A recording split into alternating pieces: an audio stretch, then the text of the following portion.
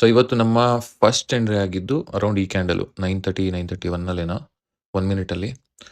ಯಾವಾಗ ನಿಫ್ಟಿ ಬಂದಿಲ್ಲ ಒಂಚೂರು ಇದೇ ರೇಂಜಲ್ಲಿತ್ತು. ಸೊ ನಾನು ಮೇಲಕ್ಕೆ ಹೋಗ್ಬೋದು ಇವಾಗ ಅಂಥೇಳಿ ಒಂದು ಇದರಲ್ಲಿ ಎಂಟ್ರಿ ತಗೊಂಡೆ. ಬಟ್ 1 ಲಾಟ್ ಅಷ್ಟೇ. ಅಂದರೆ ನಂದು 50% ನಾನೇನು ಟ್ರೇಡ್ ಮಾಡ್ತೀನಿ ಇವಾಗ 2 ಲಾಟ್ಸಲ್ಲಿ ಟ್ರೇಡ್ ಮಾಡ್ತಿರೋದು. ಸೊ ಅದರಲ್ಲಿ ಬರೀ 1 ಲಾಟಲ್ಲಿ ಮಾತ್ರ ಎಂಟ್ರಿ ತಗೊಂಡೆ. ನೋಡಿ ಈ ಕ್ಯಾಂಡಲು. ಓಕೆ.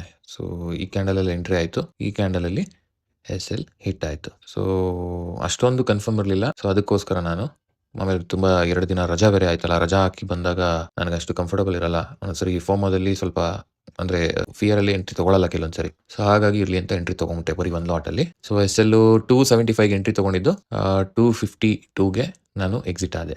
ಓಕೆ. ಸೊ ಇಲ್ಲಿ ಎಂಟ್ರಿ, ಇಲ್ಲಿ ಎಕ್ಸಿಟ್.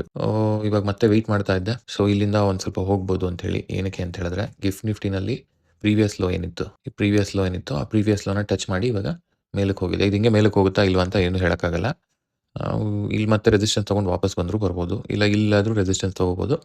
ಬಟ್ 23,500 ಸಪೋರ್ಟ್ ಇದೆ. ನೋಡಿ 23,500 ಸಪೋರ್ಟ್ ಇದೆ. ನಮ್ಮ ನಿಫ್ಟಿನಲ್ಲಿ ಬಂದಿರೋದು 23,450, 400ವರೆಗೂ ನಾವು ತೊಗೋಬೋದು. ಆ ರೇಂಜ್ 500ಇಂದ 400 ರೇಂಜ್ ಸಪೋರ್ಟ್ ಇದೆ ಅಂತೇಳಿ ಅನ್ಕೋಬೋದು. ಅಲ್ಲಿಂದ ಸಪೋರ್ಟ್ ತೊಗೊಂಡು ನಿಫ್ಟಿ ಈಗ ಸ್ವಲ್ಪ ಮೇಲಕ್ಕೆ ಬಂದಿದೆ.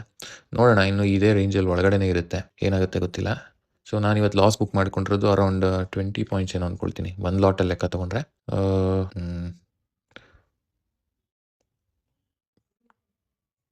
1,491 ರುಪೀಸು ಲಾಸ್ ಬುಕ್ ಮಾಡ್ಕೊಂಡಿರೋದು. 75ಇಂದ ಇಲ್ಲಿರುತ್ತೆ ಆರ್ಡರು ಫಿಲ್ಡ್.